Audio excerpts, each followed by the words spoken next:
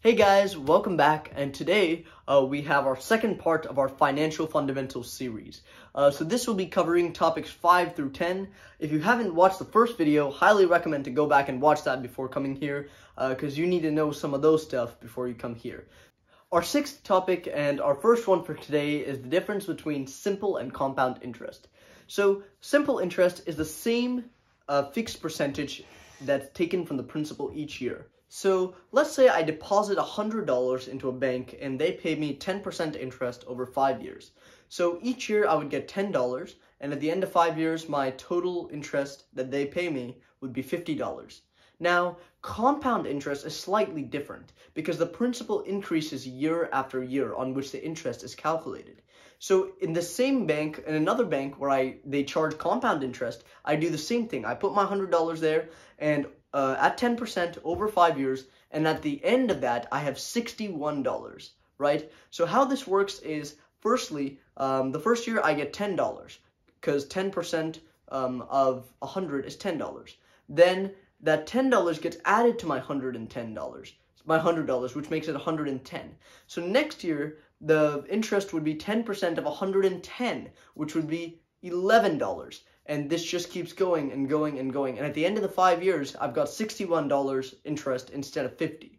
Now, this might only be an $11 difference and seem very small and minuscule at this point, but over time, over 20, 30, and 40 years, the compound interest can be so drastically different than the simple interest. Just to take a look at that, let's look at this chart. So in this chart, we can clearly see that the compound interest is growing exponentially compared to the simple interest. Up until the 20-25 year range, they're roughly amount the same, but by the time you get to 35 and 40 years, you can see that instead of growing at a steady rate, this compound interest has grown so much more. So that's a little bit of compound interest, and it is always important to get a head start and start investing early so your money has a chance to grow with compound interest. Our seventh topic for the day is debt, the good, the bad, and the ugly. So what is debt? Debt is money that you have borrowed from somebody else that you need to pay back. So when is it okay to go into debt? Let's say I want to start a lemonade stand. I have two options. I can either do it or not do it. I've decided to go do it.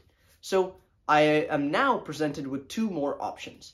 I can either wait till I have the money to start my lemonade stand, which in my case is $250, or I can go out and take a loan. My plan is to start this lemonade stand next weekend, and I only have a little bit money. So I decide to go the loan, and decide to go that route and get a loan for $250. So is this a good debt or a bad debt? So as long as you have a good plan to use the money from the loan and a good plan to pay it back, it is a completely alright thing to do. So I plan on selling lemonade and using this money to jumpstart my business, which hopefully will generate a lot more money. So if I generated $500 from it, I can pay back my $250 loan and still have all that extra money for me as profit. So there's a lot more to debt than just that. So the most common types of debt are mortgages, auto loans, student loans, and credit card debt. Another way of looking at this is separating it out into two major types of debt: secured and unsecured debt. Secured debt is backed by a collateral like an asset. So if auto loan would be a good example of this. If I don't pay my auto loan on time, the company will come and take my car and I lose that. So that's an example of a secured debt. Unsecured debt does not have a collateral, like credit card debt, which is why a lot of people overspend on the credit cards. Do not go into debt if you can prevent it. This is true for most cases, but not all debt is created equal. For example, student loans can be a form of good debt because you're investing in yourself, and at the end, you'll have something that's way more valuable that can earn you a lot more income over your entire lifetime. In a book that I read, it showed that even though the average American only spends $100,000 to go to college, over the course of their life, they make $1 million more than just a high school graduate. So in this case, even if I don't have the money to go to college, taking out a student loan to pursue your career and to gain future potential could be the smart thing to do. Now let's look at the ugly side of debt. If I'm a person who loves binge shopping and I go around all the time swiping my credit card at restaurants and stores and movies, this could be the debt that really gets us down a bad hole. Over time, we will continue to spend more. All this money will be charged at an enormous interest rate, and year after year, we will just rack up more and more debt and at some point not be able to pay it all off. So this is kind of a long one, but in conclusion, to wrap it all up, there's good debt and bad debt.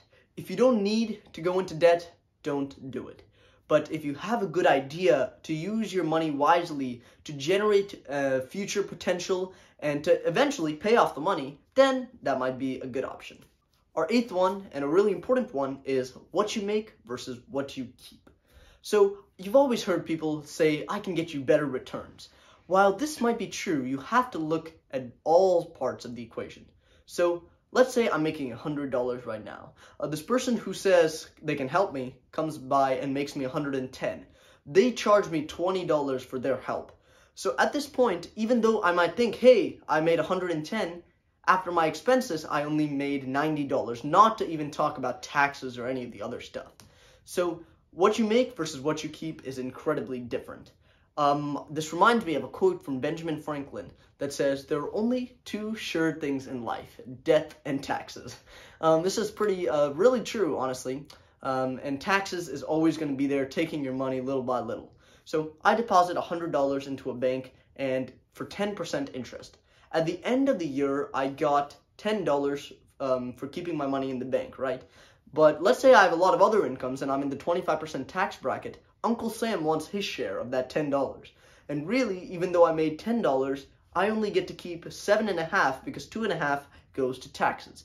So there's a really big difference, and you got to know the difference between what you make versus what you keep. The ninth one, and one of my favorite ones to talk about, is lifestyle inflation. I initially heard this from Graham Stephan's channel, and it's a great explanation and a great financial thing that I had to just include in here. So what is lifestyle inflation? So this is basically when you spend more money when you make more money. So let's say I'm a person making $60,000 average income and I'm saving $5,000 of it. Now over the next 20 years I switch jobs a bunch, get a bunch of raises, and now my income is $120,000.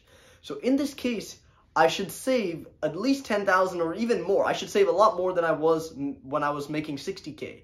But instead, I only save $5,000.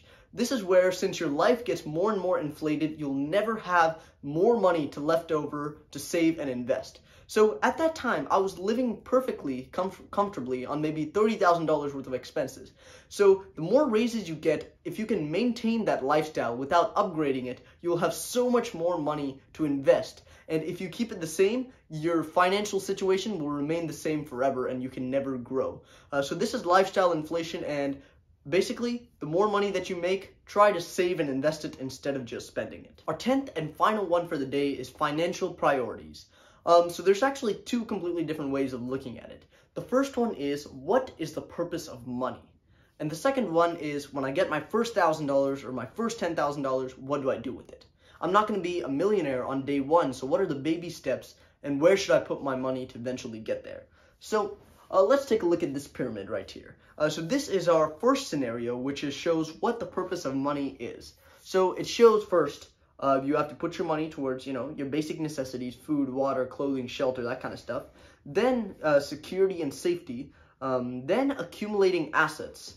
After that comes enhancing your life, which is, going on vacation, a little bit of more fun stuff, enhancing life to its fullest. Then comes financial independence. This is where, once you're retired or whatever, passive income is coming in and you can live comfortably and independently. And then your last top of the pyramid that you see here is your legacy. What can you do with your money? So this is all about, giving and doing good in the world. And not that you can do that, not that you can't do that any of these other times, but that's basically like when you leave, what are you leaving behind? Now, our second way to look at it is our pyramid that we created. This is another way of looking at it. So once you've taken care of your basic necessities, that's why it's not on here, what do you do with the remaining money? So this money would be used to grow and build your wealth. So when you get $10,000, should you go blow it on GameStop and Dogecoin, or what should you do with it? So the first thing is emergency funds. So this can be confused with safety net, but emergency fund is a small amount of money just in case your car breaks down, or you break your bones or something like that. A small emergency fund. Next is your safety net / savings. So this can be put into a savings account or fixed deposit or something. This is typically 6 months of your expenses, not 6 months of your income, but 6 months of your expenses, just in case you lose your job or something. Now, our next one is ETF / mutual funds. This is another great diversified way to invest your money. So now we've kind of gone past the savings. This is more of the investing. So mutual funds and ETFs are a great way of doing that. The next fourth step on our pyramid is stocks. So this can be quite risky, but at this point, our risk is going up. As you can see, the higher up the pyramid we go, the more riskier our money gets put into places, right? So then you can start going for individual stocks if there's a certain company that you really like or whatever. And our last top thing is other. This can include real estate or Bitcoin or some other really crazy high risk investment stuff. So this is kind of, where you put your money if you get like $10,000 and where your money should go to. You might be wondering, how much should I put, or what percent or how much money should I put in each of these pyramid blocks? And that's really completely up to you and based on your financial situation. For me, $1,000 might be plenty in emergency fund, but let's say you have 3 kids and the chances of emergency is high, then you might need slightly more, like $2,500 or whatever. So it's all completely up to you and where you're at financially. Taking a step back and taking a look at the pyramid, you can see that the money at the bottom of the pyramid is a lot more liquid than at the top. This means if I need my emergency fund money, I can get it. If I need my savings or fixed deposit or safety net, it might be a little bit harder, but still I can get it.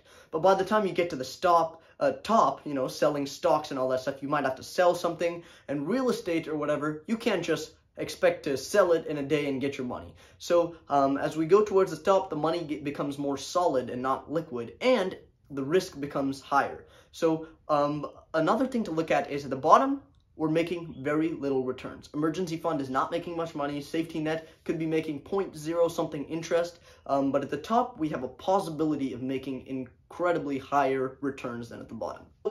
That's been it, guys. Thank you so much for tuning in today to our second part of Financial Fundamentals. I hope you got something out of it. If you did, make sure to smash the like button and the subscribe button.